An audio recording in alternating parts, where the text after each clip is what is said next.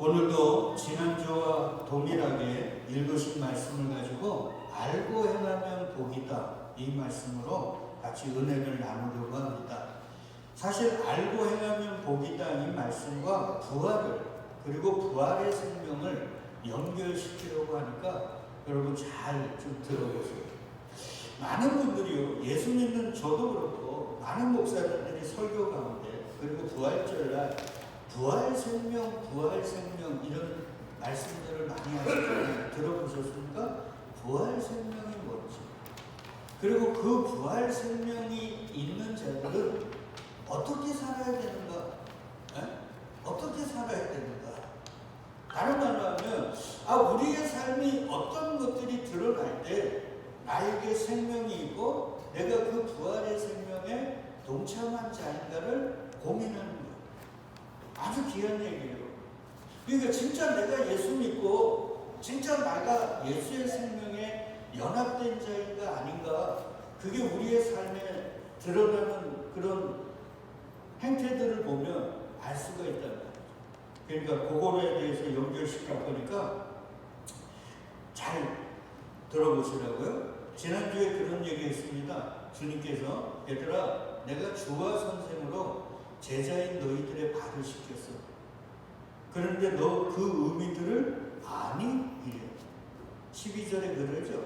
그들의 발을 씻으신 후에 옷을 입으시고 다시 앉아 그들에게 이르시되 내가 너희에게 행한 걸 너희가 아느냐. 그러니까 우리가 지금 계속 주목하는 건 예수님은 무조건 믿는 걸 원하지 않아요.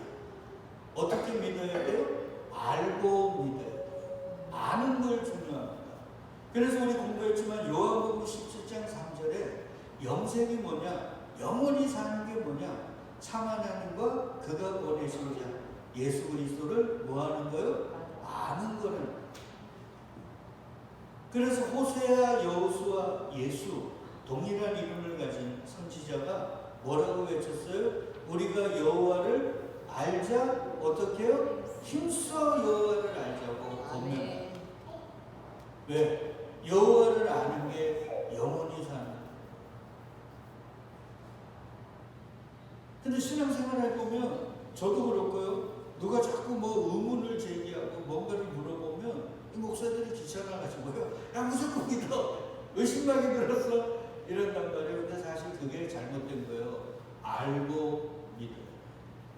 알고 믿지 못하면 그게 뭐가 되는 거예요? 우상 숭배가 돼요.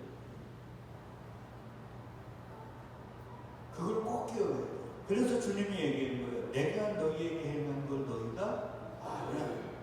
근데 이 말씀을 언제 하셨어요?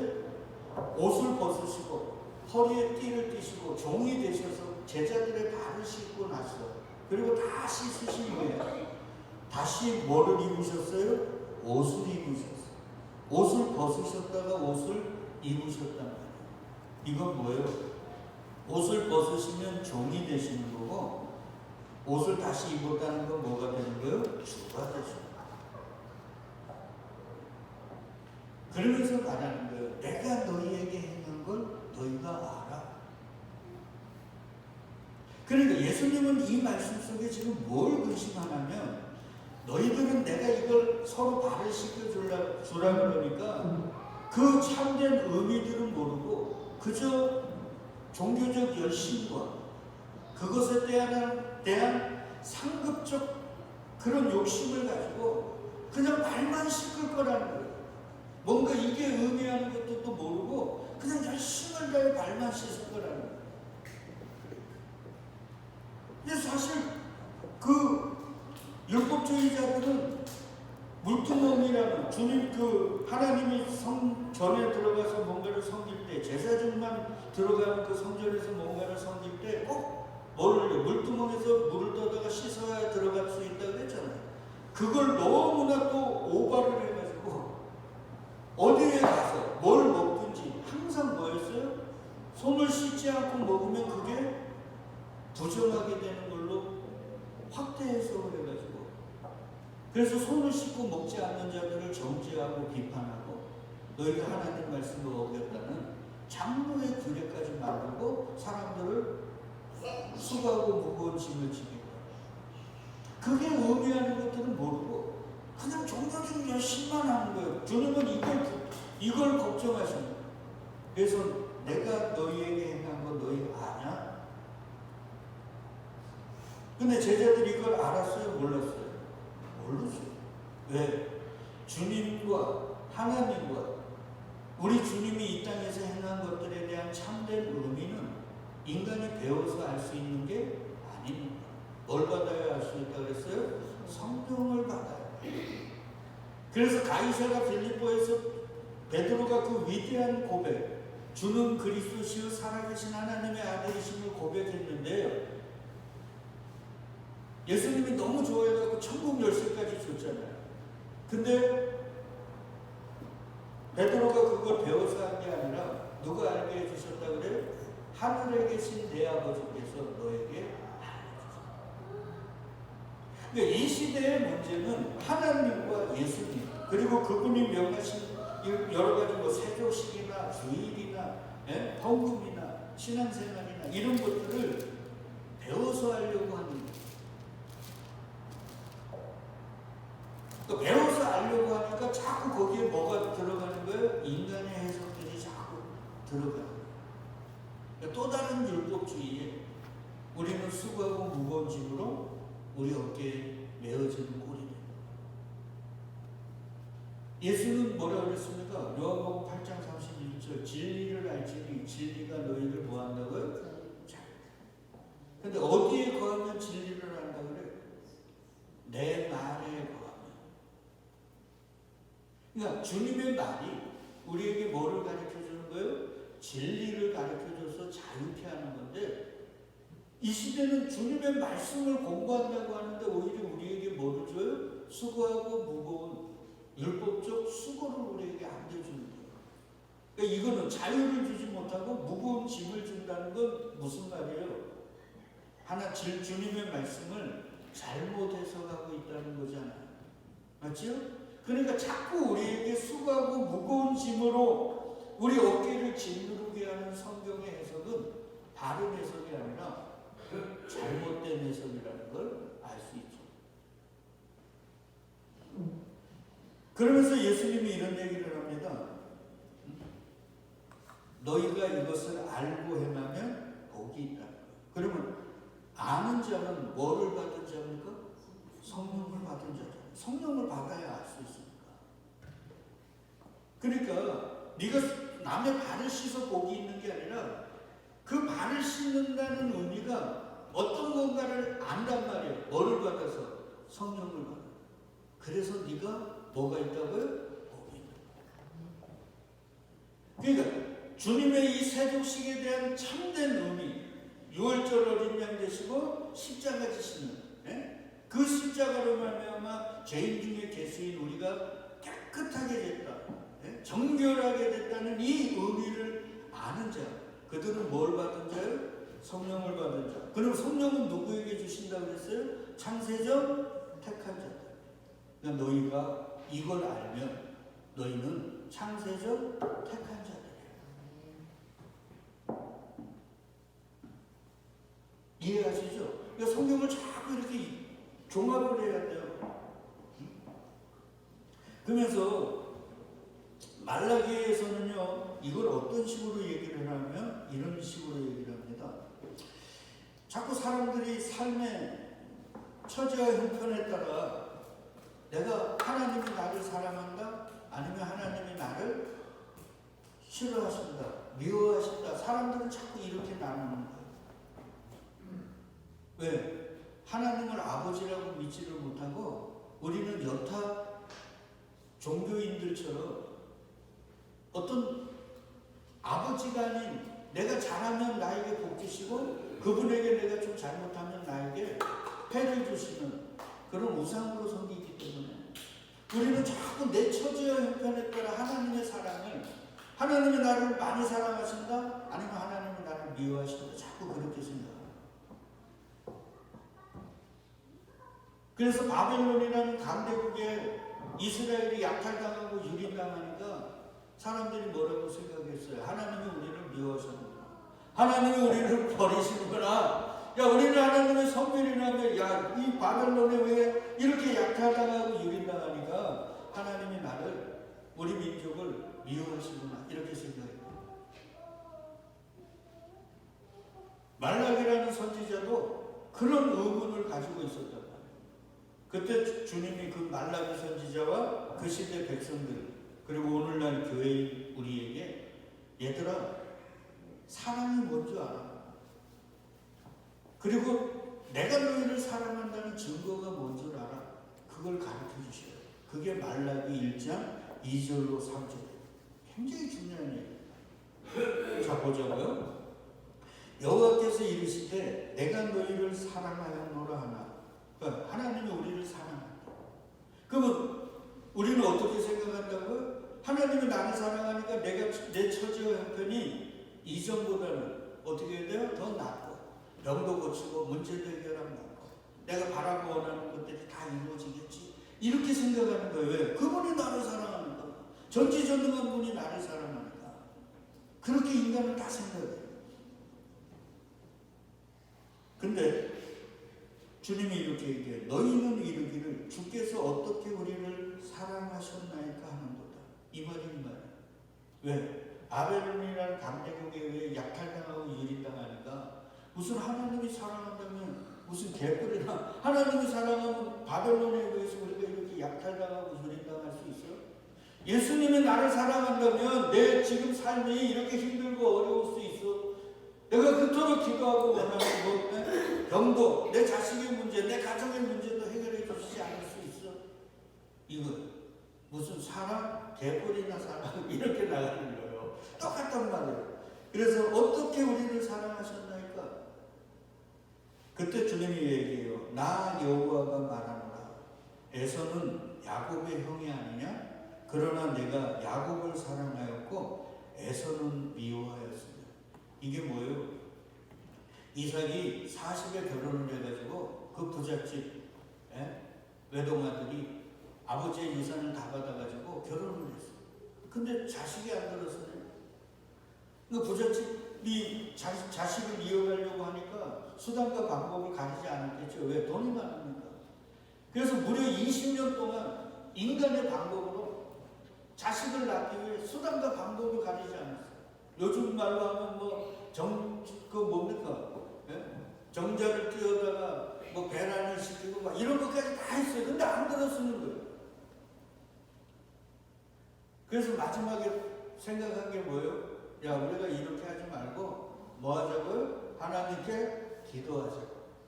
그래서 하나님께 기도했지만 자식을 줬어요, 안 줬어요? 줬어요. 한 명 줬습니까?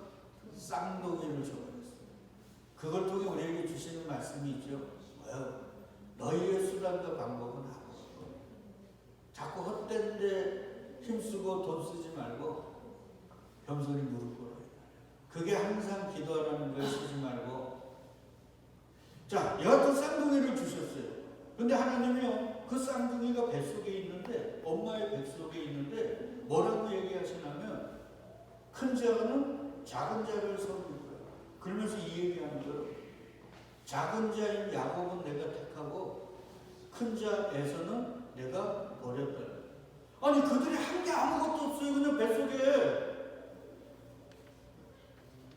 정자와 남자가 연결이 되어갖고 여기 수정이 되어가지고 애들이 자라고 있는데 하나님이 딱 갈라버린 거예요. 그들의 행위가 아니라 누구의 선택에 의해? 하나님의 선택에 의해 갈라버린 거예요. 그러니까 쉽게 얘기하면 사랑이 뭔지 알아? 창세전에 내가 너를 택한 것, 그게 사랑.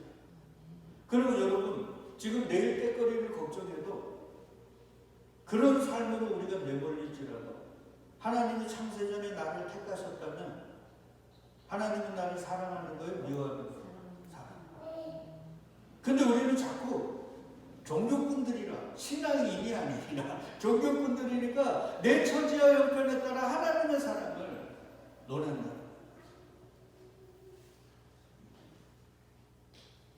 그러니까 주의 성령을 내가 충만히 받으면 이 진리가 깨달아질까요? 안 깨달아질까요? 깨달아지죠. 그러니까 내 처지와 형편이 아니라 창세전에 하나님은 나 같은 죄인을 사랑하셨네? 그래서 내 처지와 형편을 뛰어넘는 감사와 찬양이 있는 삶, 그 사람들이 바로 부활 생명을 가진 자예요.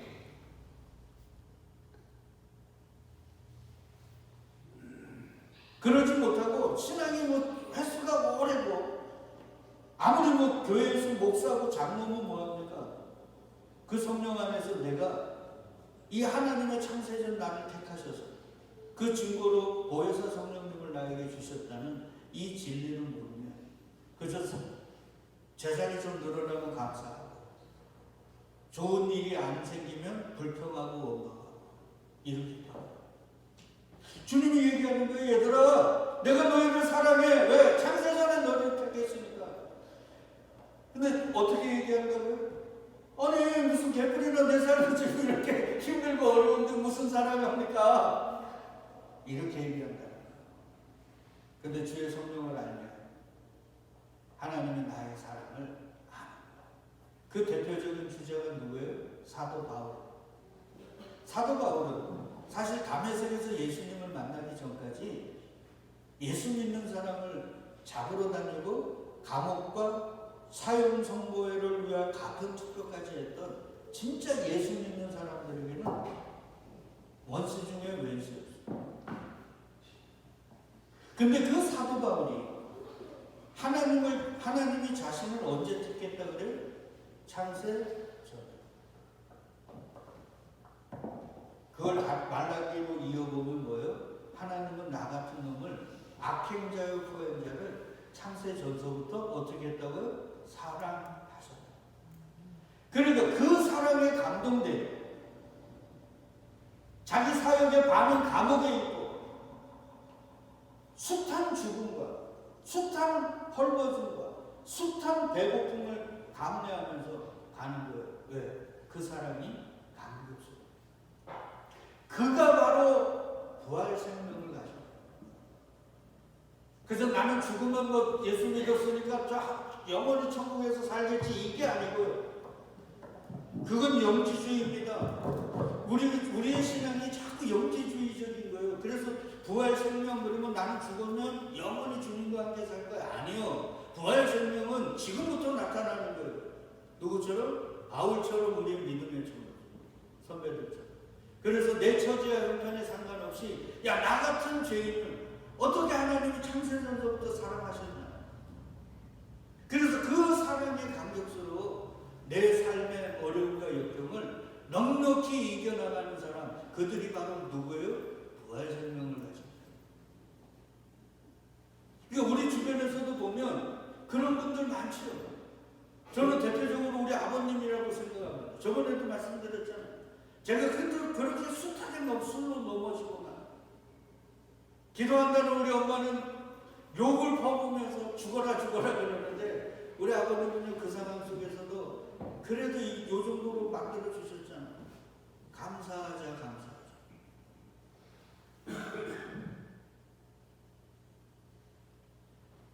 사랑하는 믿음의 동역자 여러분, 예수 믿으십니까? 예수님 부활하심을 믿으십니까? 그러면 여러분들 삶에 어떤 상황 속에서든 감사하고 계십니까? 제가 우리 영천 제일감리교회 성도님들에게 참 이렇게 좋은 성도들이 없어요. 이렇게 무식한 목사, 이 투박한 설교, 진짜 웬만한 사람은 듣기 힘든 이런 설교들을 10몇 년씩 했는데도 그냥 아멘 하면 정말 나에게는 하나님이 붙여준 영혼의 단짝 같은 여러분. 근데 여러분들에게 제가 한 가지 부족함이 있다고 말씀드렸죠. 우리 성도들은 제가 볼 때는요, 감사가 부족. 저도 마찬가지. 감사가 부족. 잘 생각해요. 성령 충만은 또 다른 의미로 하면 감사가 풍성해지는 거예요. 성령 충만을 따라. 말씀을 많이 한다는 건 다른 말로 하면 뭐예요? 감사가 더 많아져요. 잘 생각해 보세요. 여러분 아까 제가 히브리서 얘기했잖아요. 히브리서에 보니까 우리 믿음의 선배들이 이래요. 여자들이에요. 교회들입니다. 저와 여러분들이에요. 자기의 죽은 자들을 뭐로 받아들였다고요? 부활로 받아. 죽었어요. 그 코에서 호흡이 끊어졌는데 뭘로 받는다고요? 죽은 건 죽는 게 아니라 영원히 사는 거지. 그런 부활로 받아. 그리고 또 어떤 이들은요, 더 좋은 부활을 얻고자 다시 산단 말이에요. 근데 더 좋은 삶이 있단 말이에요. 더 좋은 부활이 있다는 거예요.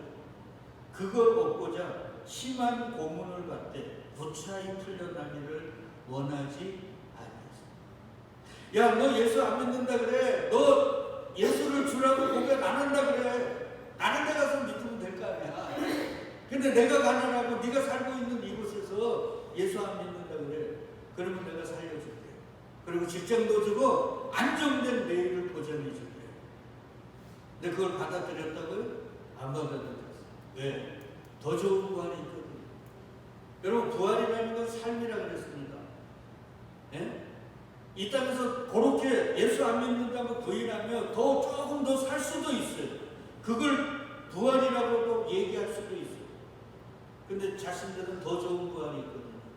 그래서 그런 부찬 수명 연장을 한다 안 한다? 안 한다. 여러분, 안타까운 건요, 이렇게 부활을 믿는다, 예수 영원히 산다는 걸 믿는다고 하는 우리 예수쟁이들이요, 병이 들려갖고 병원을 가면요, 우리의 신앙이 얼마나 미천한지를 적나라하게 보여줍니다. 그래서요, 이 직업군들이 많잖아요. 그래서 그 직업군들이 예수님을 믿는 퍼센트를 이렇게 나눈 그런 연구 논문이 있어요. 근데 가장 예수님 적게 믿는 분이 누군지 알아요? 직업군이? 뭐겠습니까? 한번 생각을 해봐. 좀 전에 내가 얘기한 것과 연결지어 의사들이 제일 안 믿는. 왜 안 믿는 줄 알아요? 예수 믿는다고 목사들이 신방하고 성도들이 신방하고, 예? 맨날 기도하고 교회들 병원들 큰데 보면 다 거기 예배실 있잖아요. 거기 가서 기도하고 이러는데 진짜 죽음 앞에서 그 죽음을 의연하게 맞는 그리스도인들이 별로 없다. 오히려 카톨릭이나 기독교가 이단이라고 하는 카톨릭이나 아니면 절에 다니시는 분들이나 그런 분들이 오히려 죽음 앞에서 더 의연함을 보여요. 그러니까 우리는 그냥 교회만 방구석 옆에 온 거예요. 알아요? 키보드 머리 온 거예요. 그냥 교회 내에서만 십자가의 분명인 거예요. 부활의 생명을 믿습니다 이런 사람이에요. 그러나 실제 삶 속에서는 십자가의 분명이 아니라 겁쟁이들인 거예요. 저부터. 그 이유가 뭐겠어요? 우리는 진짜 성령 충만을 못 받았거든요. 말씀을 제대로 못 받았어요. 더 나아가 그러니까 하나님과 예수 그리스도를 온전히 모르니까 이게 문제예요.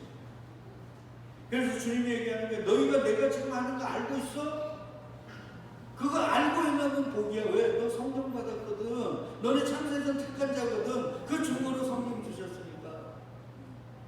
그러니까 너희들은 이제 부활의 생명이 있음을 아니까 부찬 생명의 영명 같은 거에 휘둘리지 않을 거 아니에요. 왜? 더 좋은 부활을 위해 당당하게 살아갈 거 아니에요. 그래서 예수님의 12 제자 중에 예수를 판 가룟 유다와 죽기까지 박해와 고통 속에 살았던 사도 요한을 제외하고 10명이 다 뭐였습니까? 순교했어요. 그들에게 여기 더 좋은 부활을 얻고자 하여 심한 고문을 받고 구차히 풀려나는 걸 거절했어요. 나중에 제가 예수님의 10명의 제자들이 어떻게 순교했는가 여러분 동영상으로 제가 한번 보여드릴게요.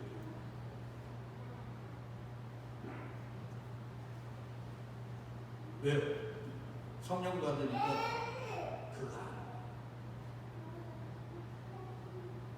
근데 이 부활의 생명을 안다는 사람들이 뭐 암이 걸렸다, 뭐가 걸렸다, 의사들이 뭐 이제 몇 개월밖에 못 산다 이러면요, 어떻게든 더 살고 싶어가지고. 그래서 서약을 해요. 아예 나중에 저 의료 보조기기에 의해 갖고 내가 생명을 조금 더 연장한다는 이런 거 안 하겠다고. 제가 오늘 여기도 여기 주보에도 있잖아요. 장로교를 만든 칼빈은 무덤이 없습니다. 근데 오히려 그리스도인들이 무덤 더 찾아요. 뭔 부활의 생명을 안다고. 다 가져요. 저부터. 이게 여러분만 문제가 아니라 저도 큰 문제예요. 그래서 제가 훈련하자는 말이에요. 오늘 저녁에 꼭 잠들기 전에 이 휴대폰 가지고요, 유언 한번 해보시오. 죽음 앞에 한번 서보라고, 진지하게. 진짜 내가 예수쟁이 맞나? 아까 얘기했잖아요. 부활은 뭐를 전제로 한다고요? 죽음을. 그러니까 내가 유언 녹화를 진짜 얼마나 신앙 안에서 진솔하게 할 수 있는가 한번 서보시라.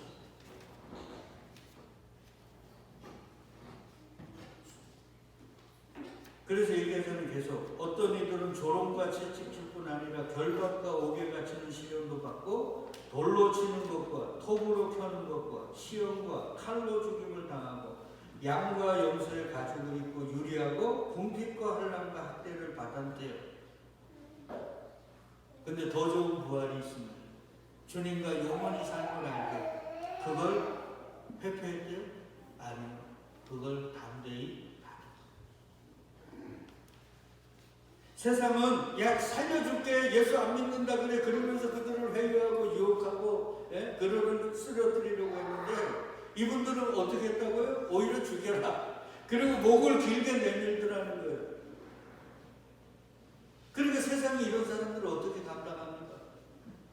그래서 38절에 얘기를 하잖아요. 이런 사람은 세상이 뭐 한다고요? 감당하지 못한다고요. 근데 마귀는 우리를 너무나 좋아하죠. 왜? 건들지 않아도 되니까. 이게 오늘 우리의 문제예요. 제가 얘기했잖아요. 마귀들과 싸울지라 그 마귀는 나라고. 그러니까 보세요. 예수님이 얘들아 네가 이걸 알고 행하면 복이라는 말은 창세전에 택한 자, 하나님의 사랑을 받은 자, 그 보증으로 뭐를 주신 거예요? 성령을 주셔서 하나님과 예수님과 나를 알게 하시고 사는 게 죽는 게 뭔지를 바르게 알게 해주십니다. 그러니까 세상 사람들의 보통적인 논리와 생각과 그런 보편적 논리로는 그들을 감당할 수 있어요? 없어요? 없어요. 왜? 그걸 뛰어넘는 거예요. 이 땅은 그저 어떻게 하면 돈 많이 벌고 아니면 더 남보다 좀 더 나은 환경 속에서 좀 잘 살아보자고 막 그렇게 사는데, 야 그건 사는 게 아니야. 진짜 더 좋은 부활이 있다니까. 더 좋은 삶이 있다니까. 그리고 그걸 뛰어넘는 거예요. 그러니까 세상이 어떻게 감당합니까? 그러니까 이 부활의 생명으로 살려면 뭐 받아야 돼? 성령 충만. 성령 충만 받지 않고는 우리는 여타의 세상 사람처럼 그렇게 살아요. 제가 아는 제 신학교 동기가 지금 사업을 하고 있는데 자기하고 같이 일했던 48살 먹은 친구가 췌장암 말기라 의사가 6개월 밖에 못 산다고 그러더래요. 그러면서 저한테 지금 문자 와가지고 계속 기도 못하게. 가만히 생각하니까 48이에요. 자식이 3명이에요. 남자가. 신탁 보증에 다녔으니까 돈도 꽤 많이 벌었을 거 아니에요. 받았을 거 아니에요. 이제 6개월 후에 가야 돼요. 근데 예수를 믿는 사람이야.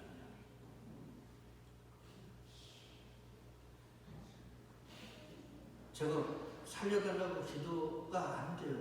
제 동생 나이하고 똑같더라고요. 마음이 아픕니다. 근데 우리 고난주간 새벽 기도하는데 한 이틀 동안 기도가 됐는데 마지막이 이거예요. 아버지, 그리스도인다운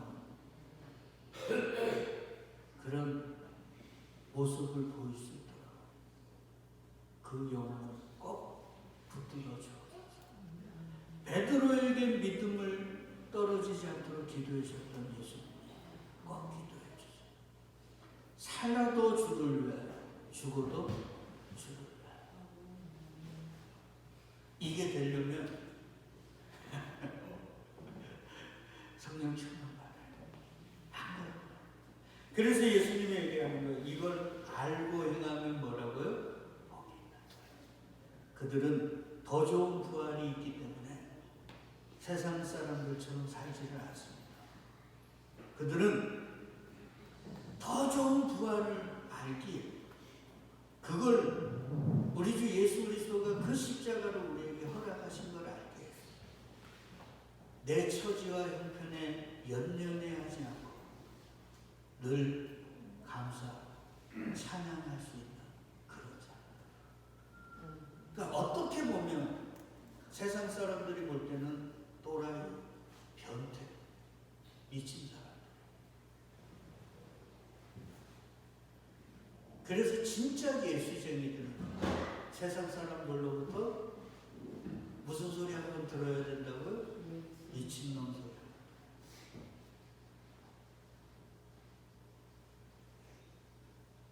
근데 자꾸 저부터 우리는 세상으로부터 인정받고 칭찬받고 박수받으려고 그러거든요. 우리 믿음의 선배들은 그런 삶을 못 살았는데 예수님은 모든 사람이 너희를 칭찬하고 박수 쳐주면 그게 저주라고 그래요. 그래서 이 부활의 아침에 이 부활 예배를 드리는 저와 여러분들이 이제 결단해야 돼요. 예수님, 성령 충만하게 내가 부활의 생명이 있음을 알게 해주세요. 그래서 그 부활 생명으로 살아가게 하옵소서. 그래서 그 생명이 없는 자들에게 미친놈이라는 그 소리 듣게 해 주옵소서. 이렇게 기도하실 수 있습니까? 이렇게 담대하게 주님의 십자가 앞으로 나가실 수 있어요? 히브리서 11장에 세상이 감당할 수 없는 우리 믿음의 선배들처럼 그 담대한 기도를 할 수 있는 저와 여러분 될 수 있도록 그렇게 만드시기 위해 성령을 충만하게 부어주시길 우리 주 예수 그리스도의 이름으로 축복하고 기도 드리겠습니다. 아멘.